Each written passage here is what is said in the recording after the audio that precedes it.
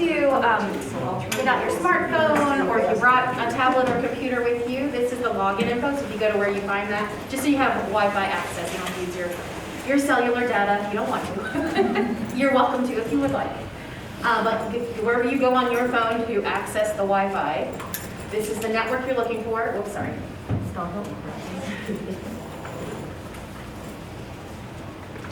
You're looking for a Hilton conference, and then you'll be taken to a sign-in page, and the username is Hilton Guest, one word. The G is lowercase, and then the number 1, and then the password is Hilton, and the number 1. So hopefully you can get to that. And we are going to kind of go through kind of like 6 of probably the most popular social media apps out there, and we're just doing a little jump. We're not doing a deep dive, just kind of like get you familiar. And we will kind of take some time in each one. So if you have some questions, we'll do our best. By no means are Kim and I experts, but we are excited to share what we know, how we use it, and encourage you to use it for personal and business use. And so my name is Erin Focke. I've been a Rotary member for a couple of years now, and I am working at my family business, which is E&J Trailer Sales and Service. We're in Rockland. We rent and sell tractor trailers, container boxes, storage things. So if you ever have a need for that, give us a call. I've been there for a couple of years.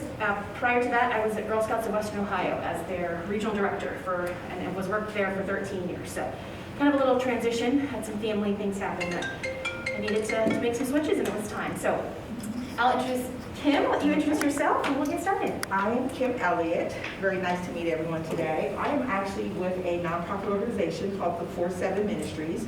We are a prison ministry that serves Ohio and also Central Kentucky. We are in 6 prisons in Ohio, and then 1 in Central Kentucky, down in Lexington, Kentucky.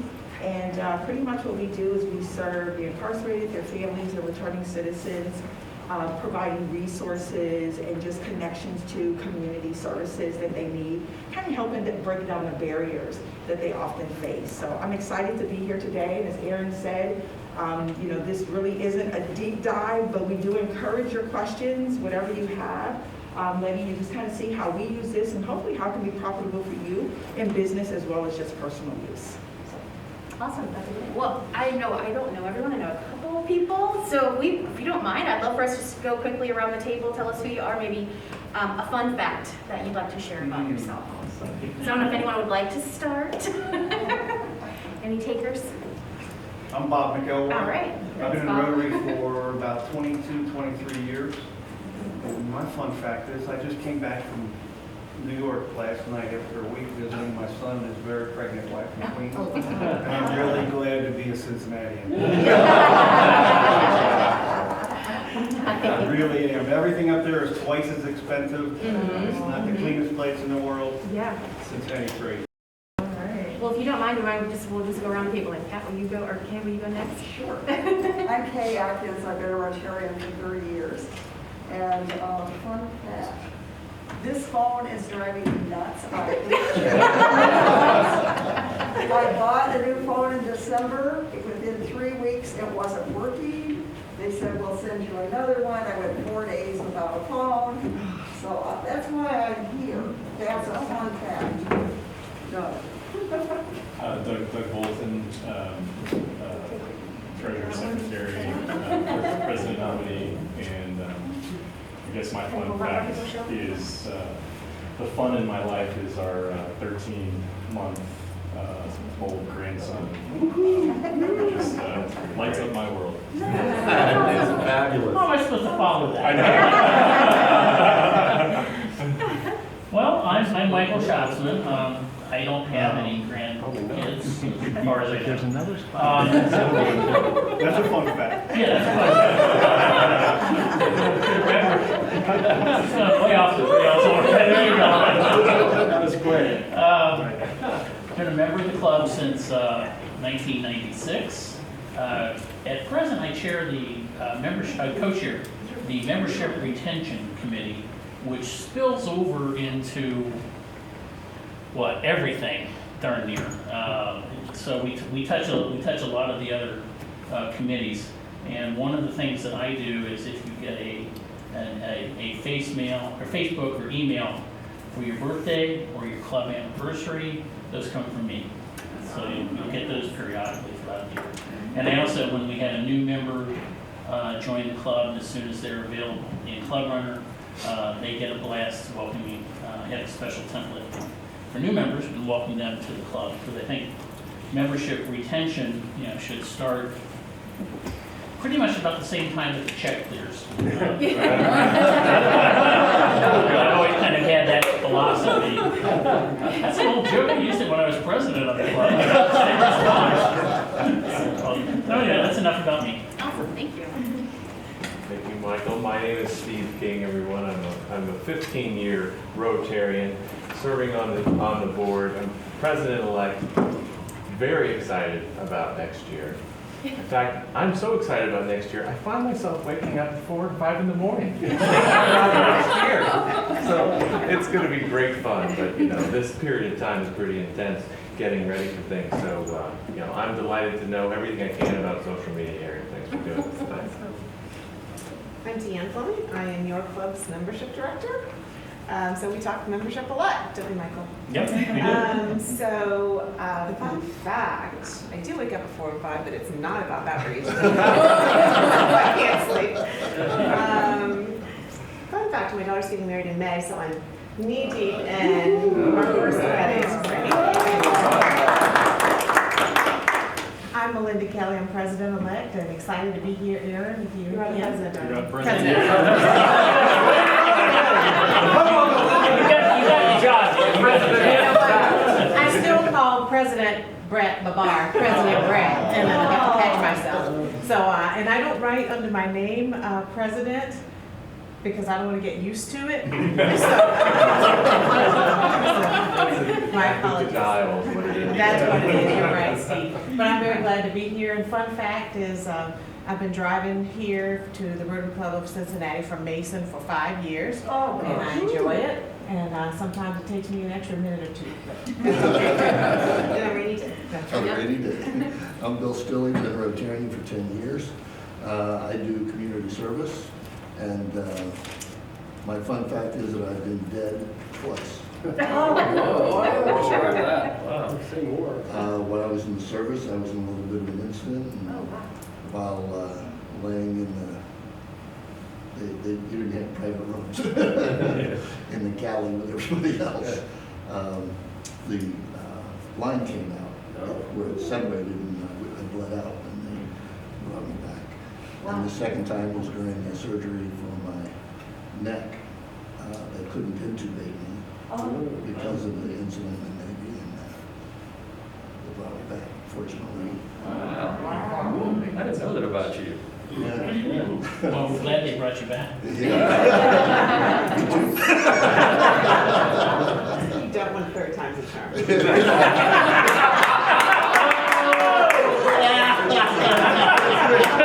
That's pretty good. There's no topping that. That was really good. Well, I'm Brett Labar. I was president of the club last year. I've been a Rotarian a little more than 8 years. And a personal fact that my wife and I are thrilled about is our older son, David, is active duty Navy, and he just got back from an 8-month deployment on an aircraft carrier. He got back Monday, so even though he's in San Diego, we haven't seen him except on FaceTime and social media. We're thrilled he's back. Brett, what ship is he on? Carl Vincent. I was on the Enterprise. Yeah. You know a lot about this stuff, I know. Larry Cunningham, I'm on board. Been a Rotarian 20 plus years, give or take a year. My fun fact is I have a 5-year-old granddaughter and a 2-year-old grandson who moved to Cincinnati right at the beginning of COVID. So we've been enjoying them a couple times a week. Plus. Very cool. Let's see, I'm Huxley Miller. I've been a Rotarian since 2009, and I work with the Hands-On Service Committee. And a fun fact, that's very stressful, is all this fun. Let's take the fun out of it. Yeah. Your job up in Butler County. Oh yeah, I've got the perfect. Yeah, that's a good fun fact. I've got the perfect retirement job for a doctor. I am working at the Student Health Center up at Miami University. And the only thing that's odd, though, is that, I mean, I understand that I'm older than the students. Yeah, I mean, obviously. I'm older than the parents.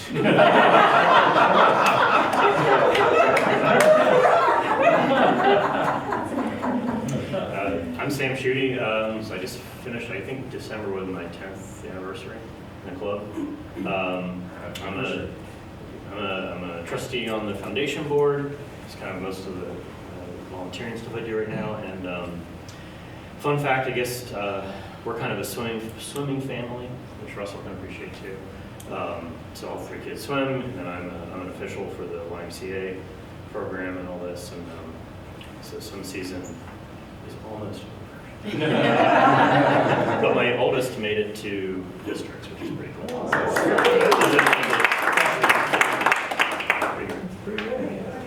My name is Erin Miller. I'm married to Huxley, and that's why I'm a Rotarian, because otherwise I was going to be a Rotary widow.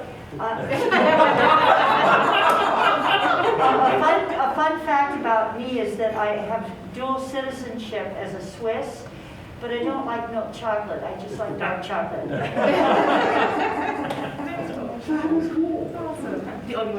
Okay, so again, my name is Erin Focke. Fun fact, kind of like Bob, my husband and I he was in Florida for business, so I got to tag along, which was really cool. I've not been to St. Pete, Clearwater, so we went that way, and I saw dolphins, and it was exciting. It was very cool, very cool. So that was a lot of fun. So.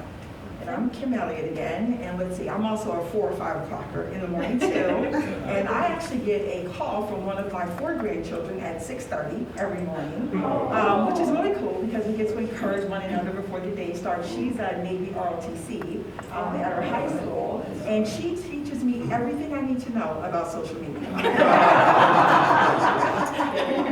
Yes, exactly. So before we get We started missed one. again. What about Russell? Oh, I'm sorry, Russell. Oh, sorry. Yes, thank you. That's okay. Russell Smith. We don't know you, bro. Yeah, Russell Smith, I have no idea how long I've been in Rotary. Fun fact, since Sam introduced the swimming, my wife Cammie is the head swim coach at Walnut Hills High School, and she got Coach of the Year for her women's team. And while I've got the floor, also a commercial, because Sam Schutte will be doing this next month on podcasting on March 10th. So just go ahead and put that down in your brain for professional development. Sam Schutte, all about how to do podcasting for your business, personal growth, personal enlightenment, etc.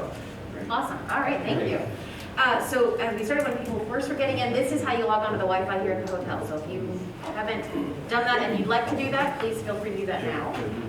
And then we will transition to our... Well, I got to Hilton Conference, but I don't know where I go to get to the next step. And I've done this before, but it's not showing up. Okay, Bob's going to do some troubleshooting over there.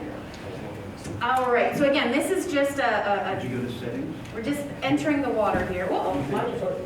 Hi, Michelle. How are you? So we will we'll just start to talk a little bit about the 6 kind of major or most well-known social media apps out there. And raise your hand if you already use social media in some way. Everyone's got some. Okay, cool. So then maybe this will be more like a help session. We'll just help each other. So, all right. So we're going to start with Facebook. Who's got Facebook? A lot of people have Facebook, right? It's a pretty simple, user-friendly. You can certainly do a personal account. Does anyone have one for their business? Have a business account set up? Okay. You can do some of those things with the business, which is great. So if any of you own your own business, or you're part of the marketing or sales or whatever the location that you work at, they do have some great options that are some that are free, some that you can pay for to make different boosts, etc. So, all right. Okay. So a lot of you kind of, Facebook's been in the news quite a bit. So there are some good things and some not so great things happening, but overall Facebook is a great app to really just connect with people across the country, across the world, etc. So it has gone really mainstream. A lot of people have Facebook. Some people might not want to use it at certain times, but because it's so mainstream and everyone uses it, it's a great place to be. So a lot of things, What's exciting is that you can connect, you can share. We'll dig into that in just a minute. We'll show you some of that if you're not familiar with how to do that. And because Facebook is such a huge kind of name across the space, you've probably seen other places that you go on the internet say, hey, would you like to log in using your Facebook information versus create a whole new login, which is convenient. It can also be a little scary because then as soon as you get back on your Facebook, you're seeing all these ads for where you just were. But that's part of what they do. They kind of curate that for you. All right. So I'm going to kind of just jump out for just a second here, and I'll show you. This is where our technology, we'll see how well this is going to work. Yep. All right. So here's my Facebook account. There we go. So this is essentially what it looks like. If you're looking at it on your phone, it's going to be a little bit smaller. Right. Yep. So if you have an account, you can go on your own account if you'd like to. But what you can do with Facebook is you can connect. You can see a lot of. You can see a lot of like your friends up here. You can go to your own page if you click on your name.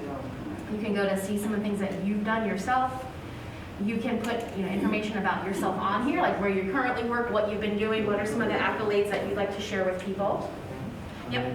And then you can scroll down and see things that you've posted or things that you've shared from other, so you can share things from other groups. There you go. Shout outs to my Presbyterian people and our church. And this I thought was super cute when it was snowed and was icy. Saw this while I was scrolling Facebook. I was like, perfect, I'm going to share that. What a great thing to kind of do. So you can share a lot of different things. You can take videos. My stepdaughter is selling Girl Scout cookies. So she's on there. I finally talked her into making a video. So you can use a lot of us use our phones for this type of stuff. This is your little computer right here. So there are some things that you can do. Has anyone ever gone live on Facebook and done it? Okay, so just a couple people. So it's not as scary as it sounds. It does take a little kind of practice, so we can go into some of that too if you're interested. But I don't know if you do. Sam, do you hook your podcasts in any way with links to on Facebook to different things? Yeah, I'll post one on the So you can put links to lots of different things, post them on your own page. Lots of times if you're also a member of, so let me go back up here. If you go to, back to this home is back to like the main screen. You can go to different groups and things like that. I think I might have like, here we go. Oh, I thought I had like the zoo, but I don't. But you can see some of the things, the groups that I'm affiliated with. Including Rotary. Yep. So you can click on some of those and go see things. I thought I had the Cincinnati Zoo on there, but I don't have that one right away. But yeah, so you can post from Rotary. You can go, Facebook also curates a lot of other things too, like marketplace. Has anyone been on the marketplace? So if you're looking to purchase something or sell something, you can do that through Facebook now. It's kind of like having access to like a really big virtual yard sale. I've not personally purchased anything. I have done a little kind of like looking, but I have friends and family that have done it, and it's been fairly easy to do. You just kind of type in what you're looking for, go from there. So what kind of questions do y'all have about Facebook? Everybody feel fairly comfortable with it? I feel like it's the one that most people are most familiar with. So when you tag somebody on Facebook, can you tell us how you do that and sure, yeah. What are kind of the ethics of that? Yeah. So I'll show you kind of like, so what you'll want to do is go to your own page. Yes. And then you want to start a message. Yeah. So I'll just say like, hello to all my sisters. And then I can start typing in all of their information. Where's my text speech? And of course, everyone's watching, so I'm horrible at spelling now. Okay, so then I can start typing in like, so my sister Laura. And you can just start typing in and they'll pop up. Then you can do Rebecca, Elizabeth. And these are coming from your friends now? Yes, so people are not your friends and you want to tag them. So you may not be able to do that so much. You can put their name in there, but as long as if you're friends with them, you can tag them. Yeah. If they've given that permission. Right, correct. They could decide not to, they might not want to be on Facebook or might not want to be tagged. Right. And so, yeah, so first you have to friend them. Yes. The ampersand, yes, fill in the name. You can do something like that. That's a lot of work. that person then will see that you. Yeah, they will get a notification. So when you go in, so see this little bell up here in the corner? On my phone, it's down in the lower right, but on the computer, it's in the upper right. You can click on that and see who has either liked something that you said, put your name in something. So I said something, and so my friend Erin, she must have liked it, and it says likes yours, so that she's put the thumbs up with it. So it'll tell me that whenever, if it's something that I've posted, anytime someone reacts. And you can manage that as well. You can say, I don't really want to know that. So it doesn't show up unless someone responds to what you put in. Yeah, and that you've said, yes, let me know if someone, notify me if someone likes it, responds, etc. Otherwise, you don't have to get any notifications. You can opt out of all of that. So Erin, I know this thing about Facebook. Yeah. A lot of people use it for messaging other people. Yes, I yes, mean, yeah. You don't have to talk about that. Yeah, I can show you that, yeah. But Sure. you can also get hacked that way pretty easily. You can, so you do have to be careful. Yeah. In fact, and once it's kind of tricky. If you know the person real well, which what happened to me one time is someone sent me something and I was like, this is not how this person would talk, so this has got to be a scam. So you do have to, but you can delete that afterwards. But you don't, you do want to not just click on anybody. But if you go to Messenger, so this little thing up here in the corner, you can switch back and forth between Facebook and Messenger. And so I can look through and see that several people have reached out to me. My sisters and I always have a chat going, and other people, so they like to send me videos from TikTok, which we're going to go into TikTok in a minute. All your Facebook friends are privy to what you send to one of them? No. Just- Well, it depends on how you set it up. If we're in Facebook, anyone that you are friends with and you put a post here, yes, but you can change that to say, I just want it to go to these people. It's a little trickier, and I don't do that very often, so I'm not totally adept at how you do that, but I know you can do that. You can say, I just want to send this, you just want to send it to me. You can send it just to me. But that's where you use Messenger is really the way they've transitioned, I think, to that. So it's a blast, basically. Pretty much. Send it out, Yeah, it's kind of like an e-blast. It's in the post area. Yep, and it's dated and time stamped, so you can go back and look for it. You can kind of search, but it's not I'm not kind of the easiest thing to do. So Erin, yesterday I got a friend request from this really beautiful young woman. I mean, not beautiful. That was a mistake. Not intimidating, but beautiful and friendly. So and she didn't have any other friends but me. So I figured that was a scam. It probably is. I would definitely look if you get a request, it'll pop through and it will tell you if you have people that are common. So and if your friends are friends with them, it's probably a safer bet that is okay. That's an okay person to connect with. Or if you have someone specific that you met and you were out and you were mixing and mingling, networking at different events, write their information down, be specific, because yes, it's very easy on social media to get scammed. So if it's too good to be true, it probably is. Yeah, this one, she was. So just make sure. I mean, That's how they pull you in. Yeah, I just can't believe it. I saw the picture, I said, oh, I hope I know it. I mean, if I have to bail Jim Brooks out of Mexican jail one more time. So what are other ways that you all have appreciate using Facebook or that have found effective? We're able to make phone calls to Rotarians in Africa. Okay, using the Facebook? call function. Very cool. I've never done that yet. That's really neat. And it, for them, it works better and it's cheaper than using minutes on the phone. That's awesome. That's great. Yeah, that's a wonderful way to do that. Cool. Very cool. I don't know how to do it, but I've been dragged into it. Yeah, I've heard about it. I just haven't personally used it. Yes. Yeah. Okay. Well, I am now connected with a young woman who grew up on the street I was living on in Athens, Ohio. Okay. And she lives in Minnesota. Yeah. And it was because we had mutual connections. Gotcha. And ultimately, she responded to a Facebook message I put out. And so now we're connected. Yeah. It's a great way to connect people that don't live right near you, even if they do live right next to you. I have a story like that. About 5 months ago, I was on Facebook and I put my name in there. It was on the USS Enterprise because I served on the Enterprise. And anybody who was on the Enterprise had access to that Facebook. Yeah. Well, I got a message from a guy. His His name's Mark Rhodes, and he was a friend of mine. He was in my squadron, and this is over 50 years ago. Oh, wow. And he said, I've been looking for you for 45 years. wow. He never knew my first name was Bob. No. They called me Mac in the Navy. Gotcha. So since then, he and I have gotten Really caught together up. with 9 of our other squadron mates. Nice. And That's we're going to awesome. have a reunion. And we haven't seen each other in over 50 years. That's awesome. And I think that's a lot about what Facebook wants to use this for. Like, that's the intent, is that you connect people that you lost touch with, or that you want to stay connected even though you're not close and can't get together Saturday night. You know, you can't get together till you actually plan a whole vacation, you know. So it's got a lot of really nice things to do. Yeah. What are not video sorry. rooms?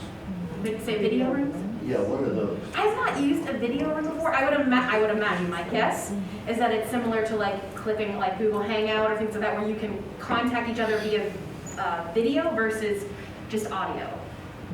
I've not personally used it before, so I can't tell. Has anyone else used it, or they can speak to it? Can you speak to it? Yeah, Tony? it's kind of like a Zoom meeting. Okay, so it's similar to a Zoom meeting. It probably sends some type of notification and or a link that says click here. But more, yeah, it just kind of says, hey, anybody can join in if you're friends.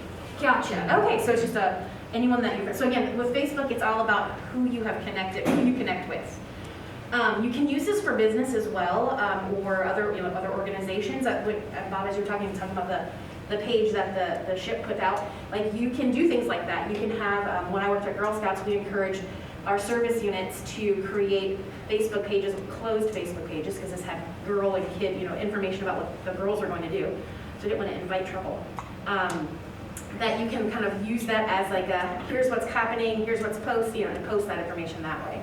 So and it's a similar way to do that. And so also what's easy if you want to do it on your personal pages, you can go live. So if you wanted to do a demonstration about something that you're working on, during the initial part of COVID, I had to do, for Girl Scouts, I had to bake cookies. That was one of the things that I decided that we were doing all this virtual stuff, and I volunteered, okay, I'll show them how to do cookies. So I had to think through all the process. I felt like I was on TV. I was like, I had to think through it. I had my baked cookies already ready, the dough ready to go. So I had to set up my stuff, so you can go live and you can show what's going on. They can interact with you through comments. So as that's going on, be aware that if you do something like that, you should have yourself set up where you can see those comments so that you can react as people are sharing what they're sharing. Because I would ask, like, well, tell me about what your favorite Girl Scout cookie is, and they're all typing away. And so, like, oh, great, I see Samoa's, I see whatever. Can I ask you a question about cookies? Because Sure. I think we all get warnings. You're gonna have Oh, cookies yeah. that use this. Sure, yeah. Is there what's the downside if you agree to let them use cookies? That's because they're gonna have you on the system That's a forever, great right? technical question that I'll tell you my thought, my assumption. I don't know the exact answer to this, so maybe somebody else does. But I think it's all about kind of like it holds information that it kind of like tracks where you're going. I think that's what's used to like really say that you get specific ads that pop up to you. I don't know if you've ever noticed, I'll look something up and then the next time I go on to like Facebook or I'll go on to something else, or just going into my Gmail account, in the promotion section I'll have, oh, I just went to that place. Well, now it's giving me an ad to that place. So I think a lot of that is what cookies use. The only downside is then they're gonna know where you are and who you are. Yeah. And they're gonna send you things that they think they can sell Potentially, you. I think. They don't know they don't know who you are, but They they just just kind of see your- know, like, this is a person who previously I went to this. was on. Who's interested in certain things. Was Yeah. on, HomeDepot.com. Like my You're making son's a digital assumptions. guy from Budweiser, he said they use cookies like in the whole world. Yeah, They know where yeah. people are all the time, what their interests are and. They're gathering that information and making it, Cookies in Budweiser. making assumptions about what you might like based on where you visited online. So, But you know, that can be helpful, because I looked for a sun shield for one of my lenses, and it didn't exist. 8 months later, I got an ad for one. there you go, yeah. So again, it's got its pros and cons. It's a method of tracking you, but then also too, one of the things, I think you said something about are there any good things about it. You'll notice too that there are like certain websites you go to, like where you have your logins and you sign in. The fact that they are tracking you in that way, when you go to a certain website, those cookies, it saves your information, so you don't necessarily have to log in every time you come back. That's So, part yeah. of cookies too. So again, it definitely has its pros and cons. Yeah. Some people that are like really security paranoid Yeah. don't want anyone to know where they're, like, they don't block everything. But I mean, I don't like it at all, because their real mission your point is just to improve your experience, right? Like that's why they're doing it. And if you improve your experience, they'll sell you more, but that, maybe that's good for you too. Stuff you want to buy, so. Exactly. So basically, the summary of Facebook is it's a Swiss Army knife. It's got a feature for It does everything. have a lot of things, Yeah. yes, yeah. Maybe it's like I-75, you've got to travel on it to get from place to place. I mean, it's kind of an infrastructure thing that we all are using. Yeah, and I think it's so prevalent that you can't get away from it. It'll be interesting to see what happens in the next 10 years, what it looks like then, what's going to surpass it. But there's going to be something, I'm sure, that eventually this will probably go away. Like what was before Facebook? Friendster. MySpace. Yeah, MySpace. I was thinking MySpace, yeah. Things like that where you're like, okay, yeah. So eventually that's going to happen, but it's so big right now that's just, it's huge. Speaking as a baby boomer, how much time are millennials spending every day? A lot. Facebook. Yeah. They don't, they're not. Yeah, I don't have a lot of that information in regards to like what generational groups They're not do which, but yeah, the younger generational groups do not spend most of their time on this. None, zero. I have 4 kids, 21 to 30. Yeah, they're not on Facebook. Zero. Yeah, if they are, it's like None of them because use they wanted to Facebook? put one thing about whatever, but they're Instagram, on TikTok, Snapchat, Snapchat. yeah, all of those, yeah. Facebook So- is 40. Yes, 40 plus, yeah. Yeah, That's what we're gonna- a lot of the younger generation started getting off of Facebook when all of their parents got on. Yeah, for sure. Any other questions about Facebook? We'll move on. Okay, cool. All right, let's pull this back up. Keep moving.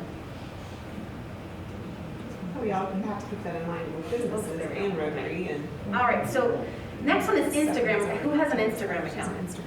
Okay, I have to profess that I have one. I don't exactly use it very often. I'm more of, I'll check it out, but I've not really posted anything. But what's unique about Instagram is it really is all about the visual experience that you have. It's about sharing that unique picture, that wonderful meal you just had, to kind of get the attention. One of the things that's really interesting and cool is it is a part of the Meta group. So Facebook, if you have Facebook, you can get Instagram fairly easily. In fact, they're linked, so like my Instagram and Facebook, you can go on and say, do you want to continue with this? Yep, all right, great. So you're on there. But this is a great app to use to share videos, to share pictures. It did launch only about 10 years ago, and it is owned by Meta, which is Facebook's new umbrella company. And it is a mobile platform, so a lot of it's really easy to use on your phone. And in fact, that's kind of how it was developed. So like, I don't know, and I didn't test this, but some of the information I was reading as I was doing some more research to set this up, they were saying that you can't, I think you might know now, but when it was first made, you couldn't actually upload pictures from your computer onto your Instagram account. You had to use your phone. I think that may have changed now, but I'm not 100% sure on that. So that's kind of why I have this. It is very simple. It's pretty easy to use. It is for the little bit of that younger generation. So probably if you're under 40, but, and you can create, what I like too is you'll see lots of companies and organizations using Instagram to highlight their brands, their services. Again, it's a really quick view of what's going on. So I'll show you, just a really quick, oops, sorry. So I'm going to show you on here because I couldn't really hook my phone up to the computer. But again, just like Facebook, you create friends. This was my cousin went to her friend's bachelorette party, so it's a picture of them going out there. But it'll throw in your news feed the things that you want to see or that they think you want to see based on your friends. My aunt and uncle's anniversary. So things like that. And what you can do is similar to Facebook. You can like things by clicking on the little heart. I love the Cincinnati Zoo, so they've got Instagram pictures from them, so you can see the little animals. What is it? Does it say down below? Armadillo. I see. It looks like an armadillo to me. You can add comments, so it's similar to Facebook, but your main post is a picture or a video. Very short, kind of burst, like it gets the excitement out there. Anyone else use Instagram or have a? And you have to be just the same way as Facebook. They have to let you see their posts. Yes. So only people you're friends with are seen. Right. Cool. All right. So pretty soon we won't have to read anymore. We can just. Yep. You can listen. Just look and listen. Okay, well, that's good. Exactly. All right, so let's go on back to here. All right, and I'm going to send it over to Kim. And at the end, if we've got time, we'd be more than willing to help if you would like to set something up. We can help you kind of do that, get the app on your phone or whatever you might want to do there. All right, so we're going to go to LinkedIn. So we're going to talk a little bit about LinkedIn. Is anyone here using LinkedIn? Okay, great. All right, see more hands there. So LinkedIn, just to kind of share, LinkedIn is kind of it's the Facebook for business, okay? Same thing as far as the connecting to friends, connecting to your networks, but it's a little bit more on the professional side than what Facebook would be. So for instance, with LinkedIn, a little bit what it says here is that the growth on LinkedIn has actually started to increase. Like Facebook, it's very popular, available in languages all over the world, but it is also known as one of the most trusted social networks in the U.S. So a lot more people are using LinkedIn. According to this, up to 722 million members. So it's one that is used not just by the younger generation, but also for the business community as well. To the next one. The target audience for LinkedIn, it says the 46 to 55-year-olds. Although I know quite a few young professionals that are on LinkedIn right now because they're trying to get connected, right? They're trying to find out who those corporations out there that are hiring and what networks they need to be a part of. So millennials are actually increasing their presence on LinkedIn. I remember when LinkedIn first started and people were like, I don't know about this. It sort of seems just like Facebook, but it really has maintained that reputation of being very professional. And so therefore, it's really a good way to build your network by creating a LinkedIn account. It says here you can establish yourself as a knowledgeable professional because there's a lot of information. Like say, for instance, if you're looking for employment, you're going on an interview, you want to find out ahead of time about that organization. One of the great things about LinkedIn, as far as building a network, if you are looking at a particular corporation or something, you can find people who are already a part of that corporation, and then sometimes you can get someone to tell you a little bit more about it or maybe give you a recommendation. So it's really good as far as networking is concerned. And there's also the same thing, the helpful posts, like you can do on a Facebook. So just to kind of give you, again, like Erin, I use it, but not as much as I do. All right, so this is my LinkedIn account here. And one of the things that it does is it kind of keeps up with you, and it keeps track of how many connections you have on LinkedIn. And those connections are always ways to, like you're connected to someone, but then not only are you connected to them, but you get an opportunity to see who they're connected to. So that was one of the things that I really liked about it, like in my corporate life, was because if I'm looking at a particular individual and I can say, oh, well, this person's connected to that person, and maybe I can get an introduction that way. Scroll down a little bit. What it'll do also is it gives you an opportunity to have people share information about you. Like people can give you recommendations on LinkedIn. Now I don't use it as much anymore, but I know before it was like constantly like it would pop up, and anybody that you were connected to on LinkedIn, it would actually just periodically post their, when you're on LinkedIn, they'd come up and it would say, hey, how would you like to endorse this person for their skills in marketing, for their skills in communication? And so you can actually get endorsements from people. Another thing about LinkedIn is you can actually post your professional resume on LinkedIn. So there are a lot of headhunters that are out on LinkedIn, and you'll get a message that will tell you that someone would like to speak to you from a particular organization. Of course, there's a lot of like sales calls out there too, that people will look and see what profession you're in. But you also have recruiters who are out there. And LinkedIn also does have a very vast system as far as professional development.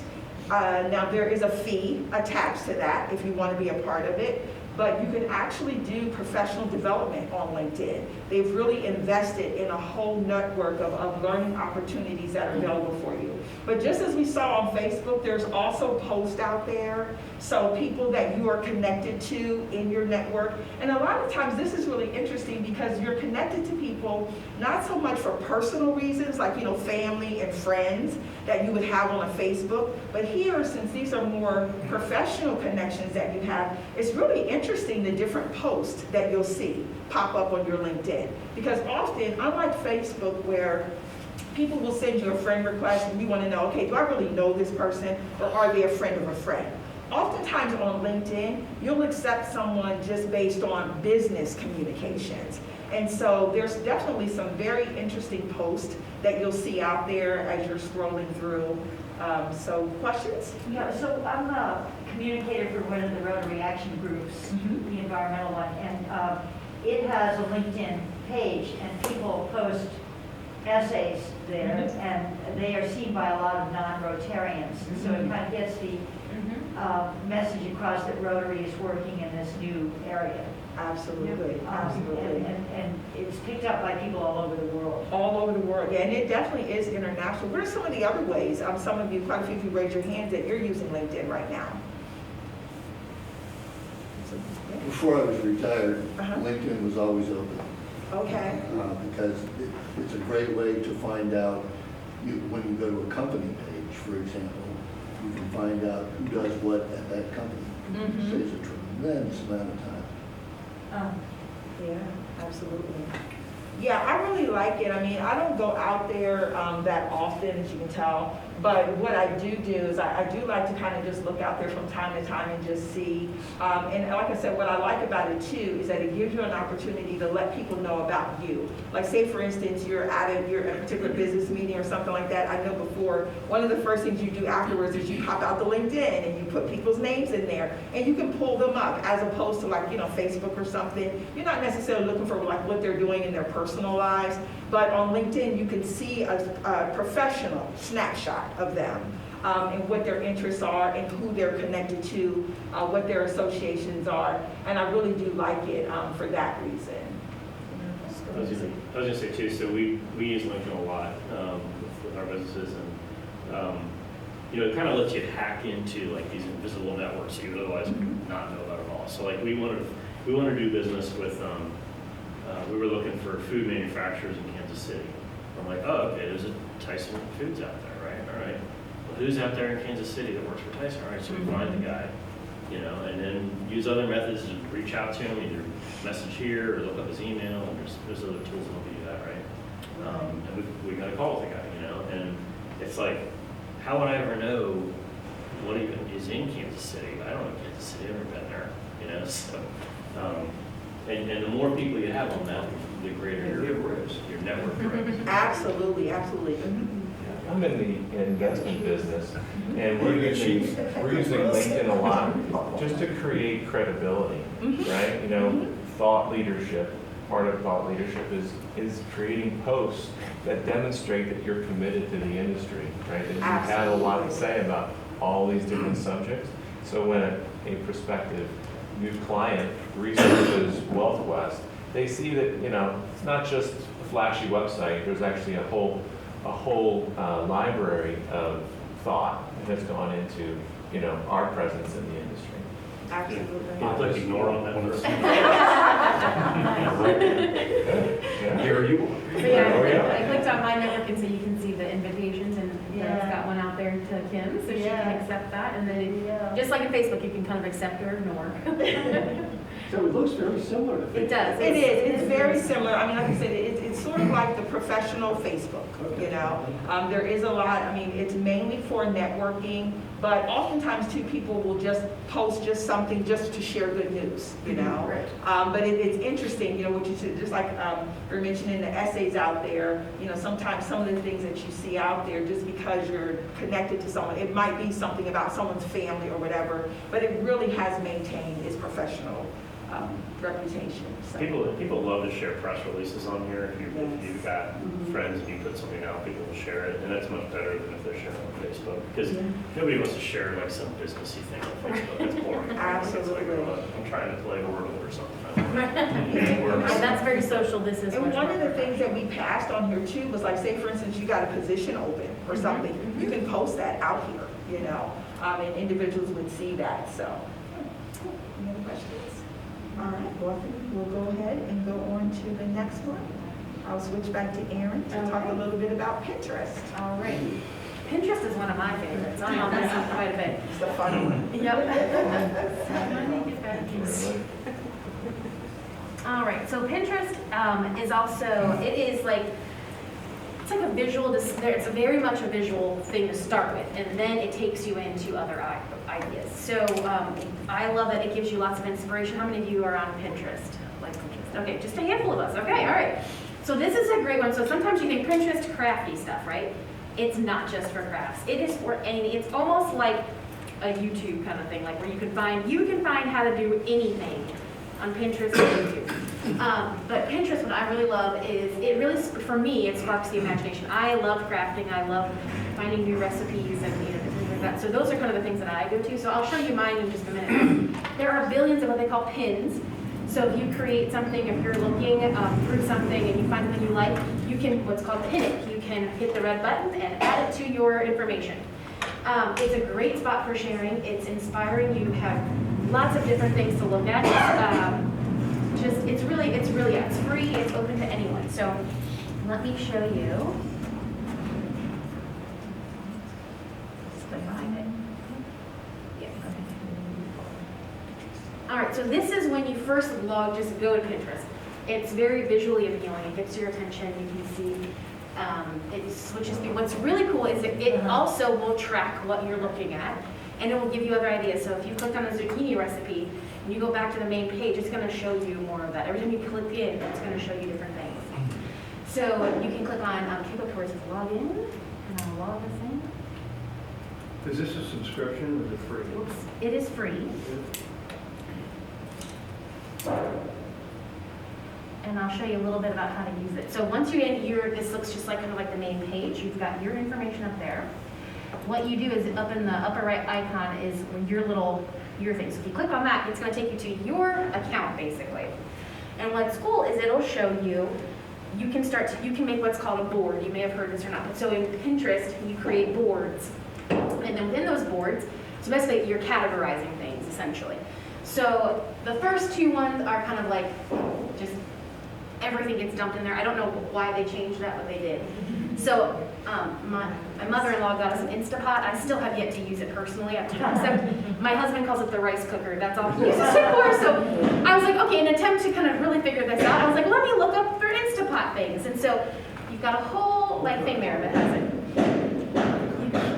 You can label it and you can add just all these different posts once you see them. So let me go back out. That's okay, yep, fine. We'll go back. Let's go back here.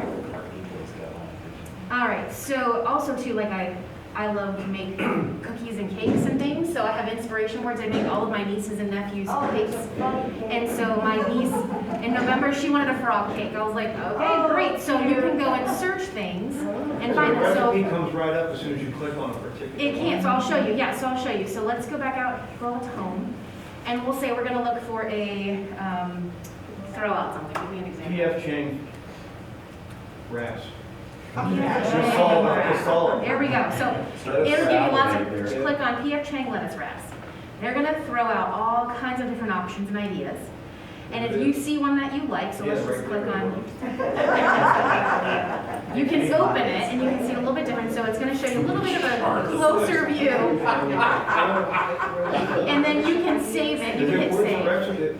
Yep, so you follow the link.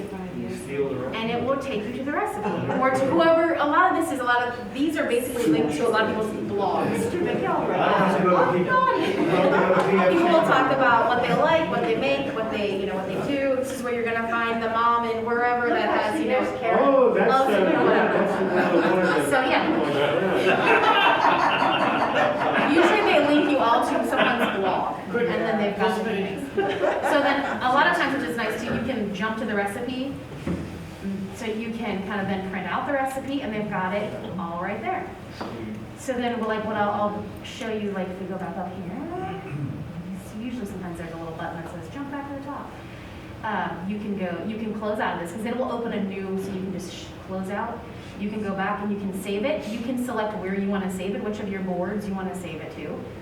So that does look yummy. So let's go ahead and put that in my recipes folder. And I'll make it up later. You know, ordinarily I would like go to Google. Yes. But that's not going to pull up very many blogs, is it? Right, Google probably won't pull up as many blogs. This is definitely more like right in there. So you can do anything, like also if you want to know. This is more categorized than. Yeah, so if you want to know how to, you can do different, like here, there's lots of different options. Halloween costumes. Yes. Yeah. You can type in Halloween costumes, homemade, like DIY. Erin, Halloween. look up USS Enterprise. All right, let's see. You may see me on there. Although you could also get a pattern for Star Trek uniform. Well, that's true too. You might, let's see. And if you saw, one of the options was Star Trek. There you go. Right where I was going with it. You can do things like, I did a Veterans Day at my kid's 3rd grade class one time, and then one kid raises, he says, "Were you on the spaceship?" I had to explain to him that. what's cool too is you can say you want to do paper snowflakes. It's time to make them with your grandchildren or whatever. You can find templates and things out there. So again, anything, then when you can click on save, and then when you are ready, you go over to your page and you find whatever, place you put them. So like, let's say I put it over in crafting. You can find the thing that what you clicked on, and you can click on it to show you more. Is it pretty easy to search your boards? It is, yes. When you're, so the search, once you're in your board, you can click up here and you can look it up. So you can say like, I want a chicken soup recipe. And then it'll show you the ones that you have saved in your thing. This is fun. So yeah, so you can, again, you can kind of find a little bit of everything. All right, let's go back. We got a few more to show you, but that one's a fun, that one's just a really fun kind of rabbit hole experience. Yeah, I had a quick question on this one. If this sounds like more you load information onto your own Instagram that helps you, but You is can. it a communication tool? You can, yes, so you can. I don't use it as much that way, but yes, there are ways that you can talk. This is my sister. You can send messages back and forth. You can share, really you more share posts back and forth. So like, oh, check this one out. We have Irish in our family, so we always, she especially, she married her husband's family is very Irish too, and ours is.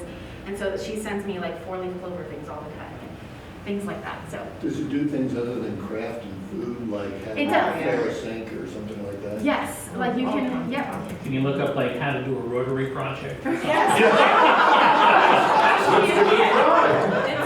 guessing you probably could. There are lots of things on here. So again, it's kind of like using Google or using YouTube to find like a video or something, Yeah, steps to how to do things. But Guess I would say a lot of people, as you could probably guess, a lot of people do use it, like primarily I think it was probably for crafting and things like DIY stuff. But yeah, you can find a lot of things out there.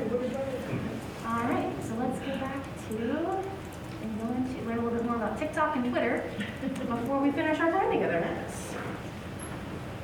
All right, so anybody here on TikTok? Not a hand. Okay, I got a couple. I can monitor my show. TikTok is just, I mean, it's a lot of fun. It allows users, like it says, to kind of watch and create very short videos, but it's something that is being used more and more, even by businesses, because it's catchy, right? And it gets people's attention. And so it says here that, again, it's available throughout the world, and more people are beginning to use it, especially within the last 2 years. It has really taken off.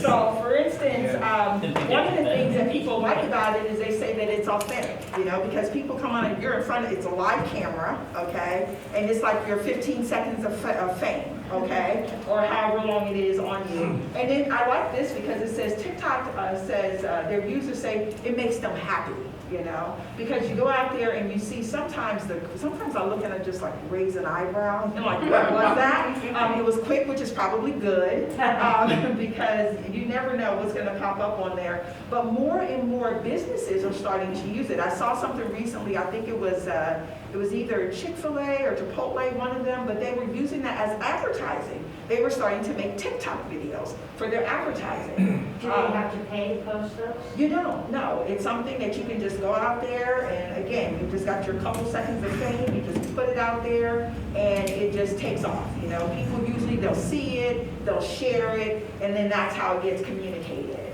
So what we've got here is a quick little demo on TikTok that will actually, let's see, and it kind of shows you just a sample of using. That's $100.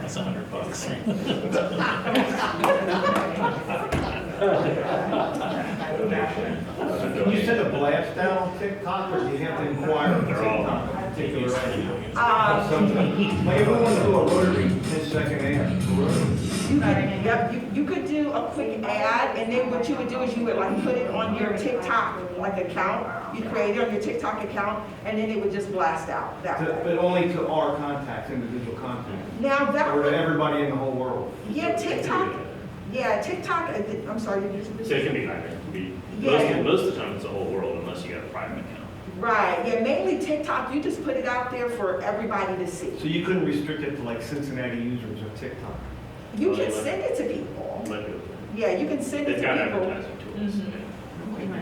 Yeah. This is just like a little 1-minute video about using TikTok for business.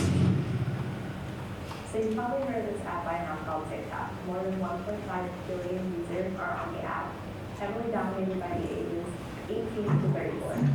You should heavily consider getting your business on TikTok because as of right now, only 4% is businesses on the TikTok app. So it's a great time to jump on the bandwagon and get ahead of the game. Businesses that are taking advantage of the app already include the NBA, HP, Yes, Sephora, Walmart, and Chipotle.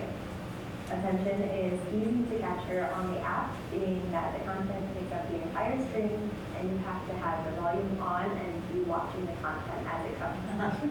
A way to see where your target audience is on the app is to look at the comments of the videos and see what videos they're interacting with and base your content off of that.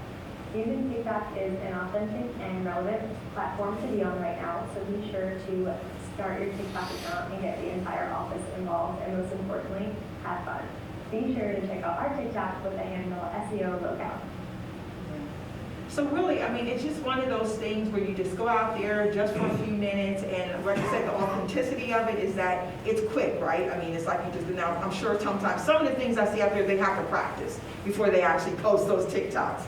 But it's one of those things where you can just go out there, you think of something creative that's going to catch people's attention, and again, they're short, they're quick, but they're really catchy. And a lot of people are using it. And so that's why more and more businesses are starting to say, hey, wait a minute, let's capitalize on this. Because even the age groups, you know, they've tracked that, and young and older people are on TikTok watching their, you know, these videos that are popping up everywhere. So it's basically video.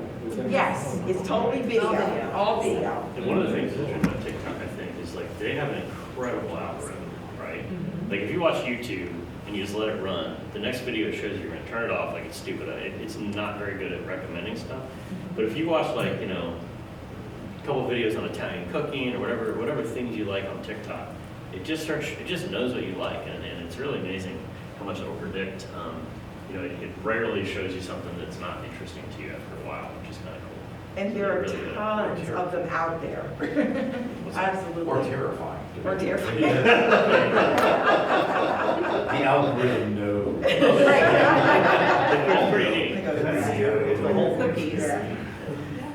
All right, so as we wrap up today, we wanted to just kind of touch also on Twitter. Anybody use Twitter? Okay. All right, so Twitter, again, that one is more of an online news and social networking.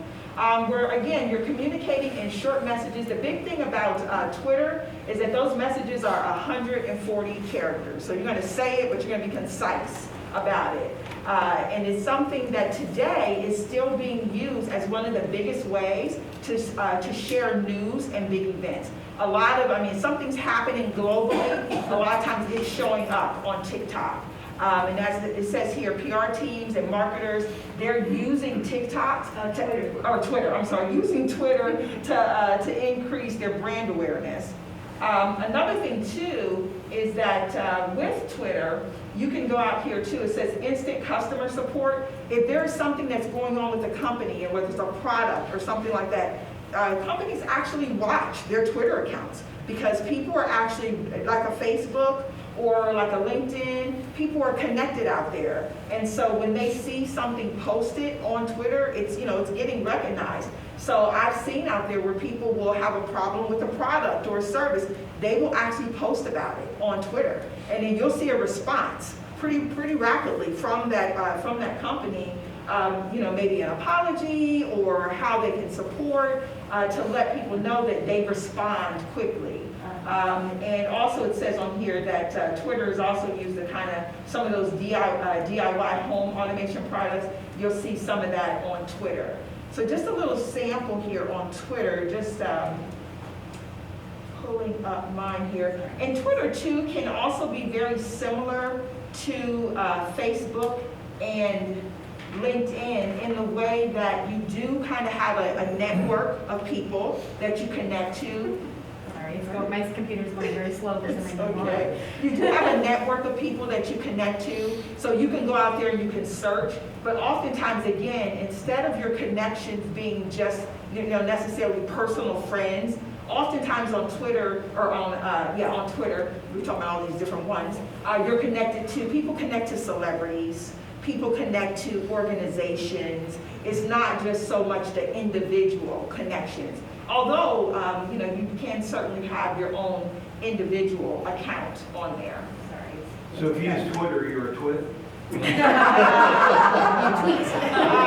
wondering. Well, you definitely don't have to say what you want to say concisely if you use Twitter. So I'm sorry. That's okay. All right. Okay. This is the one that Donald Trump got thrown off of. Absolutely, yes. Again, because you can go out there, you can put just a short little message on there, and you'll hear a lot of times about something's trending on Twitter. Someone's going out there and someone's posted on there, and that just happened to be, one of his favorites. He did a lot of his communication on Twitter. Absolutely. I'm gonna close these other things. Okay. Yeah, so just like a Facebook or a LinkedIn, you can follow people, you can pull up individuals. Like I said, a lot of times it's celebrities or it's organizations that you might follow out there. And what they will do is they'll have their posts. So the same way as on your Facebook page or on your LinkedIn account, you'll see those posts. There'll just be a short little connection out there, and you can see there may be pictures, there may be videos, but whoever it is that you're following, that's what you will see. And Twitter is very topic related, as far as if you might just be interested in politics.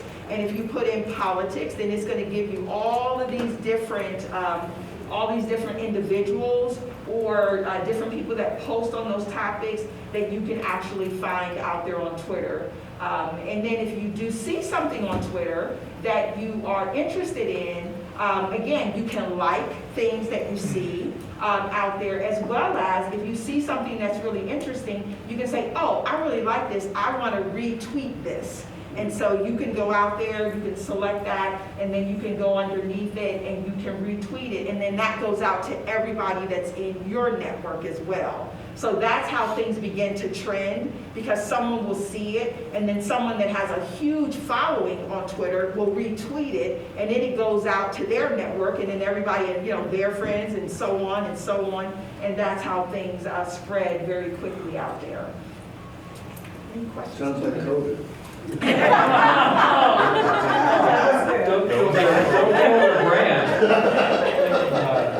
Absolutely. I have a question, something different, I don't want to get you off track.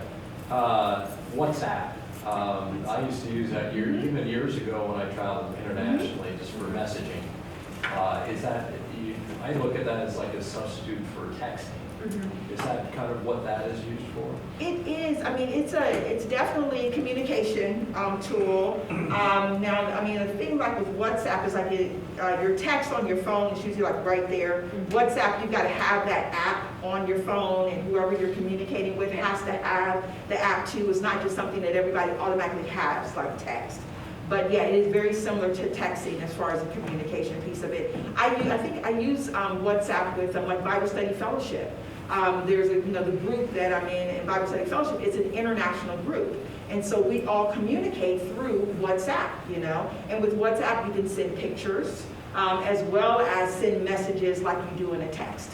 And you can also talk on WhatsApp. Yeah, you can, yes. Toll-free international calling is just amazing and wonderful. Yeah, and I mean, and that I guess kind of just shows us too, just how much social media is being used to connect people, and they're taking advantage of that. Like, hey, we've got all these folks out here, let's offer as many features as we can. So yeah, you definitely can use that for calling as well.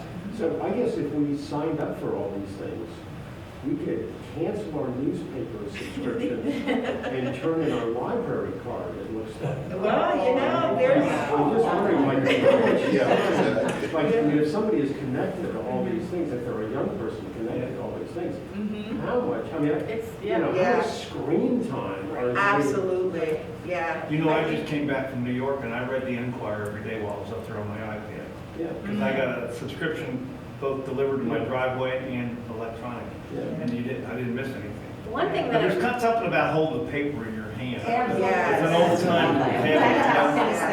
Yes. One of the things to kind of talk towards what you were saying is some of the apps, especially since like Facebook and like Instagram are connected, you can do a post, and before you post it, I think it's on Facebook or one of them, you can say I want it to go on all of these platforms. And so there are some ways where they can kind of go to all of them at once, but you have to kind of look. I've not researched into that completely, but I saw it. So I was like, I know you can do that on certain ones. I just can't remember exactly which ones. But if they are connected to other ones, it'll ask you if you want to do it on all these platforms. So that will help. But yes, you're right. You're like, if you're doing social media it makes you think like all the people that are famous for being social media stars. It's a lot of work. There is a lot more to it than just putting up fun videos and highlighting this new water bottle and whatever. And it's a lot to do. And one of the things too, like as far as sharing news is concerned, I mean, it can be great for getting news stories and all of that, but then the one thing that you have to be careful is because of all the algorithms and whatnot, and how they will send you things that they believe you want to see. Sometimes you can find that it gets slanted.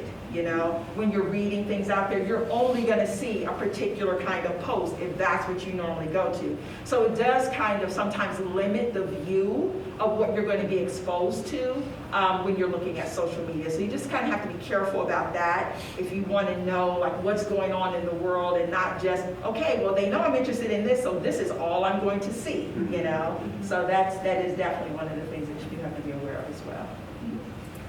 We've been using social media really with a lot of trial and error, trying to figure out how best to engage either with customers or with prospective employees, trying to build just our presence online.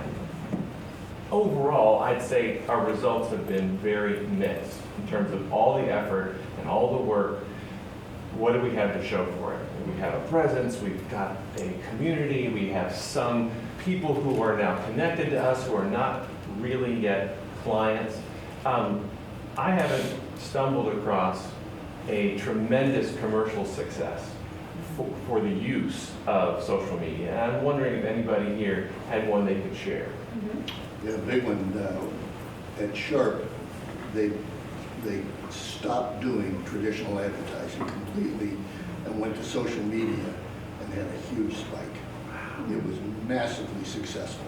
And that was business to business or business to consumer or both? Both. Wow. Both the business division as well as the consumer division. I mean, everybody knows what a Sharp TV is and everything else, but no one knew what a Sharp microwave was.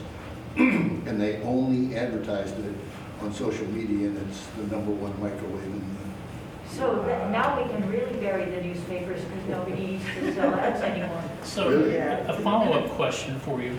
How are you measuring success? What are your parameters? What makes success? How do you track it? How do you measure it? It's extremely nebulous, right? We have record sales.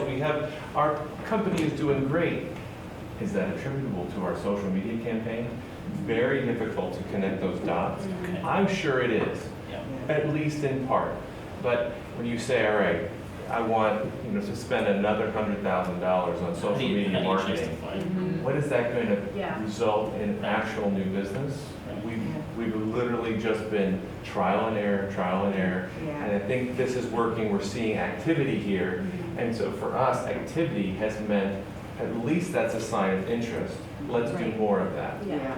And a lot of, a lot of it is having someone who's actually paying attention to that and is watching. I mean, like they've made it a lot easier as far as businesses are concerned. Like Erin said, there are ways that you can post something and you can set it automatically. So you're going to post on Tuesday and Thursday, and you can actually study and see what are the times that my customers are actually viewing my post. When someone sees a post, what kind of reactions are we getting to it? What are the things that they react to the most? But there are definitely a lot of ways that you can actually track what's happening on social media so that you can use it the most effectively for your business. Because it's going to be different. Your customers and the people that are following you are going to have a different response. I want to hire somebody who knows. It's very expensive for us to learn how to do this. Yeah. You know, Use my LinkedIn. son was an intern for Anheuser-Busch in Melbourne, Australia to get his MBA. And since he spoke Mandarin, they moved him to Shanghai, and he was head of their newly developed digital marketing department in China. And he was so successful after a year, they drink more Budweiser in China than they do in the U.S. And he said, they attributed to the digital marketing program. Now he come to the U.S. and in the last 6 months he's hired 60 people on his team to do digital marketing. So he said they're selling a lot. What platform is he using? Right. I got no All of idea. them? But I'll tell you one thing, he gets a lot of headhunters calling him. Yeah. Because this is the leading edge of the new marketing program. I think it takes a lot of time. It takes someone that's interested in learning how to do that and to learn all of the different, like the pros and cons to all of these different outlets to use. I do think, like kind of like what Kim was saying, a lot of them do provide analytics and things that you can kind of dig into to decide and see, is there some kind of, what's our open rate, what's our whatever, I know like at Girl Scouts we use Salesforce and a lot of that. Sending a lot of things through a site like that will definitely help you figure that out. And then you put entities out to that, that communication line. Facebook even has if you have a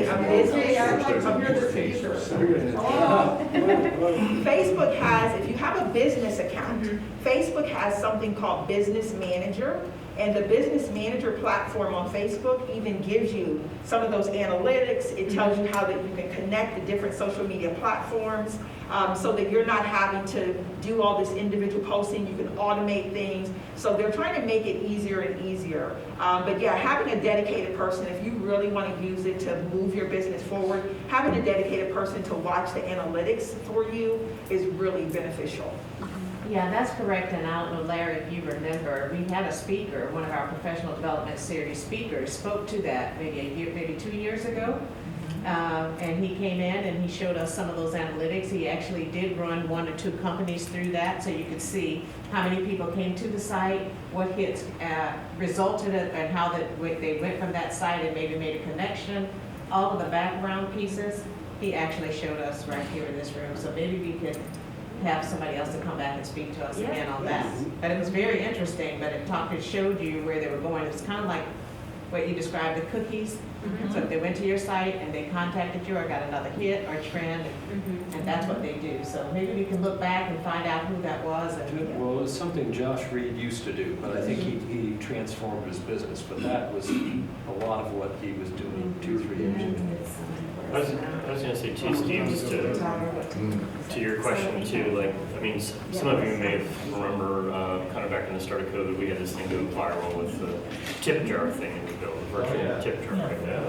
And you know, what's interesting, I mean, we've spent hundreds of thousands of dollars on social media in the previous decade or whatever, 5, 6 years, doing all kinds of crap, you know, and I think and then we did that tip jar thing, and we just did the same stuff. And I mean, Good Morning America's calling me, you know, we're at Reader's Digest, it was all this crazy stuff wrote up about it, right?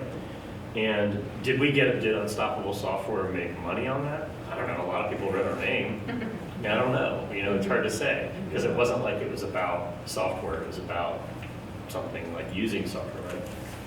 Another friend of mine is like, he's on social media forever, and then he just started posting videos on LinkedIn about his stepfather had Alzheimer's, and like that whole story of decline, and like that went viral, right? And he just mentioned that he's a consultant in it, right? But, so I think it's kind of like, what I found is like, for all those years we post like, why you should use Microsoft, why you should use Apple, or whatever technology stuff. Nobody wants to read that. Nobody cares. It's boring. Like, your audience is this small, so you got to spend a ton of money to reach a little few people, right? So it's like, it's just about what is the storytelling? Like, what story are you telling, I think, right? And the story you told is that you're a decent, caring neighbor, and so they're going to remember that company has authentic, good people in it. And I think that's an indelible impression. I think it was just interesting to people that there might be some, I don't know, technology solution to help people, right, or something, Yeah. you know, and yeah, I mean, we had thousands of people a minute in our website. It was, Wow. I mean, going from like 200 a day to 3,000 a minute is Oh, wow. and then it all went away. Well, I think people are hungry for trustworthiness and authenticity, maybe. That's what I hear from that story. Absolutely. Can we thank you? If